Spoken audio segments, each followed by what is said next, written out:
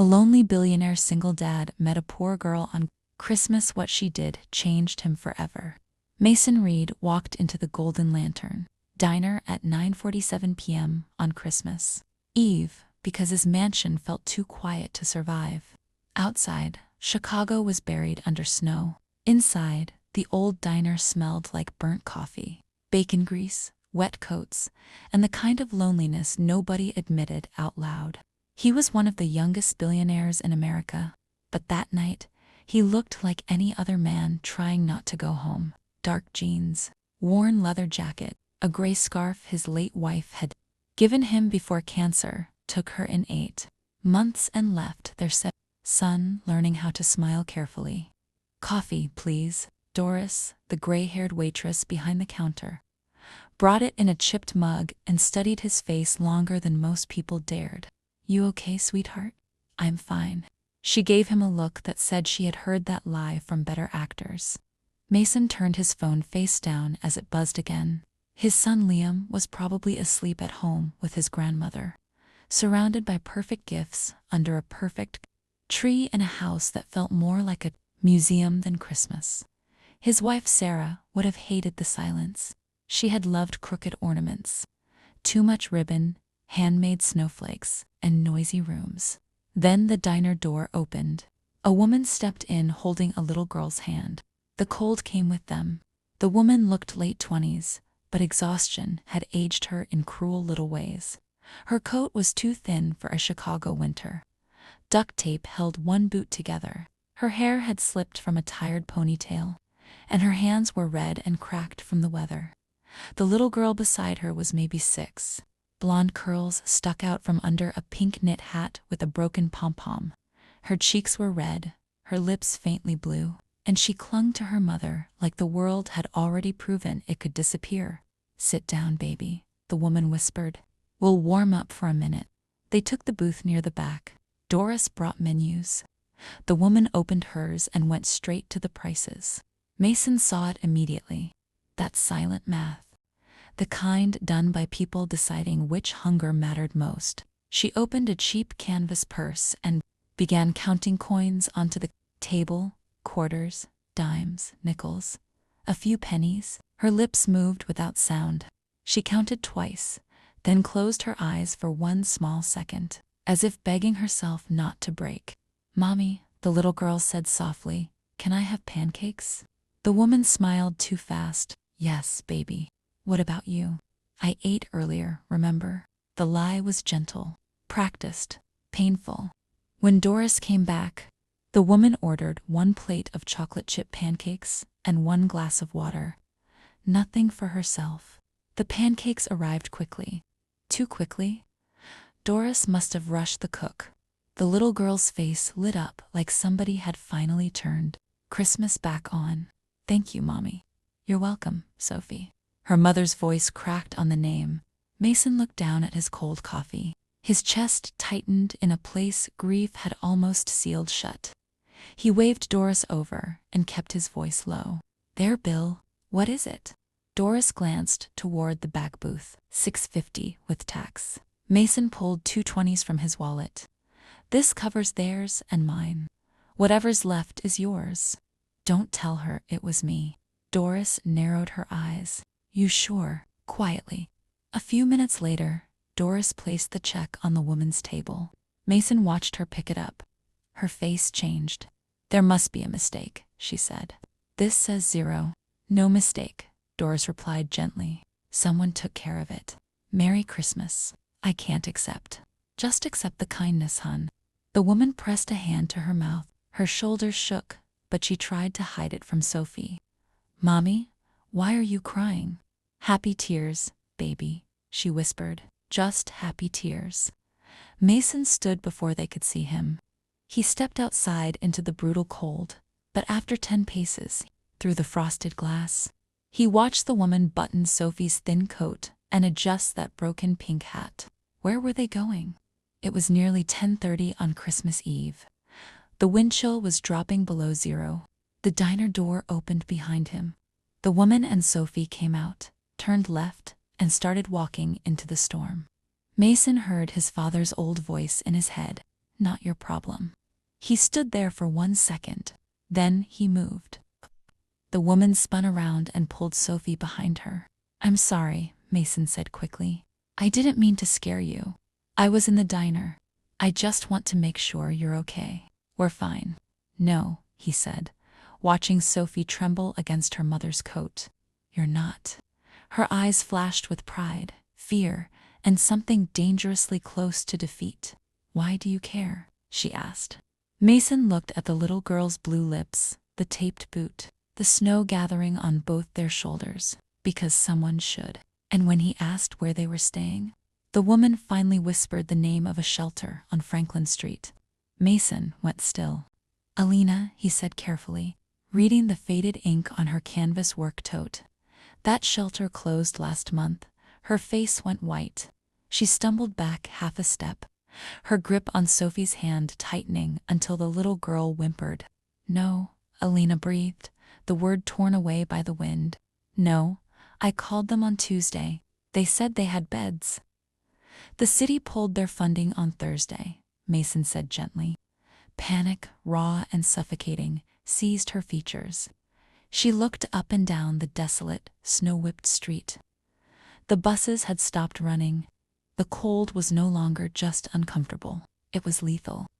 She looked down at Sophie, and Mason saw the exact moment her fierce pride broke under the weight of a mother's terror.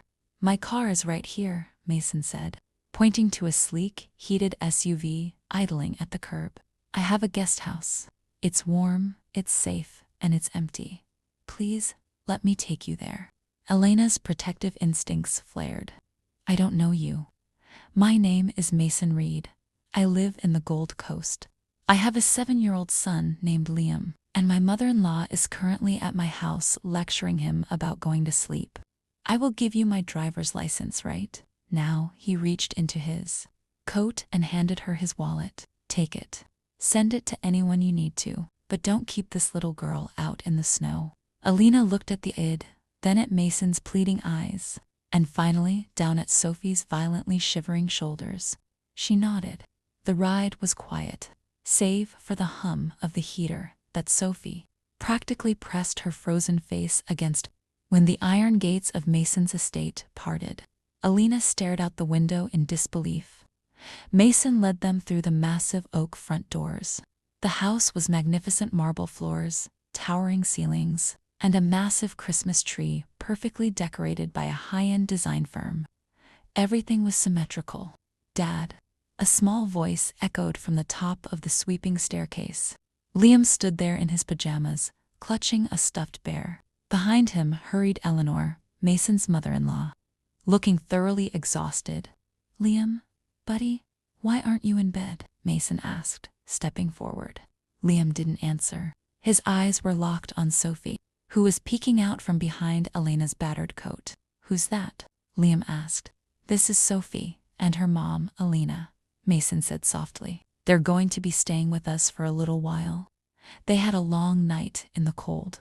Eleanor, catching the situation instantly, didn't miss a beat. Well, goodness gracious. Let's get these wet coats off, Liam. Why don't you show Sophie where the kitchen is? I think we have hot cocoa that needs drinking. As the kids scurried off, the ice breaking instantly between them, Mason showed Alina to a plush, warm bedroom suite in the guest wing. He provided fresh clothes belonging to his late wife's sweatpants and a soft, oversized sweater. When Alina emerged a half-hour later, washed and wearing warm clothes, she looked like a different person. But the exhaustion in her eyes remained. She found Mason sitting alone in the sprawling living room, staring blankly at the impeccably decorated tree. They're both asleep, Alina said softly, sitting on the edge of the sofa near him. Sophie fell asleep halfway through her cocoa. Liam covered her with a blanket. Thank you, Mason said. You're the one who saved our lives. I should be thanking you. Silence stretched between them, thick but not uncomfortable. Alina looked at the tree. Then she looked at the silver-framed photo on the mantel. Mason, Sarah, and a younger Liam, laughing in a room scattered with wrapping paper. It's beautiful, Alina said, nodding to the tree. But it doesn't look like her. Mason stiffened. What do you mean? Your wife, Alina said gently. In the photo, she's wearing a crooked reindeer headband. Her sweater is on inside out. And she's laughing like the world is a wonderful, messy place. But this tree? Alina gestured to the perfectly spaced glass ornaments. This tree is trying not to make a mistake. Mason felt a lump rise in his throat. Since she died, Liv just been trying to keep everything perfect, perfectly still. Maybe it won't hurt as much. Alina leaned forward, her hands resting on her knees. Grief makes us want to freeze everything in place. It makes us think that if we lock the doors and keep the mess out, we'll be protected. But love is messy, Mason. When you shut out the mess, you shut out the love. She stood up and walked over to a side table where a stack of blank printer paper and a pair of scissors sat next to a desk organizer. What are you doing? Mason asked. Sit on the floor with me, she commanded softly. Hesitantly, the billionaire lowered himself onto the Persian rug. Alina handed him a piece of paper and the scissors. Fold it, she instructed. Now cut it. And don't think about making it even. For the next hour, in the quiet of the sprawling mansion, the lonely billionaire and the destitute mother sat on the floor making paper snowflakes. They were jagged, uneven. Crooked Alina took the first one. Mason made a remarkably ugly, lopsided starand walked right up to the $1 million Christmas tree. She shoved aside 2 perfect glass baubles and jammed the paper star onto a branch. It looked ridiculous. Mason stared at it, and for the first time in 8 months, a genuine, booming laugh escaped his chest. It echoed off the high ceilings, warm and alive. Alina smiled, her eyes crinkling. See, a little mess never hurt anyone. Mason woke up on the couch to a sound he hadn't heard in nearly a year. Chaos. Thumping footsteps upstairs, giggling. The smell of bacon cooking. He walked into the kitchen to find Eleanor and Alina standing side by side at the stove, flipping pancakes while Liam and Sophie chased each other around the kitchen island. Liam was laughing a full, uninhibited, toothy laugh. Mason leaned against the doorframe, letting the noise wash over him. The museum was dead. The house was a home again. Later that morning, after presents were opened, Eleanor had miraculously rummaged through the attic to find an abundance of untouched toys for Sophie. Mason pulled Alina aside. I want to offer you a job, he said plainly. Alina blinked. Mason, you've done too much already. I own 3 logistics companies in the city, he interrupted smoothly. I need an executive assistant who isn't afraid to tell me when I'm doing something stupid. You passed the test last night. The salary is more than enough to get you and Sophie a nice apartment. Until then, the guest house is yours. Alina stared at him. The pride that had flashed in her eyes outside the diner was still there, but the fear was gone. Slowly, her eyes filled with tears, and she pulled him into a fierce, grounding hug. Thank you, she sobbed against his shoulder. Mason hugged her back, looking over her shoulder at the Christmas tree. It was now covered in terrible, lopsided, crooked paper snowflakes. It was a complete mess, and it had never looked more beautiful.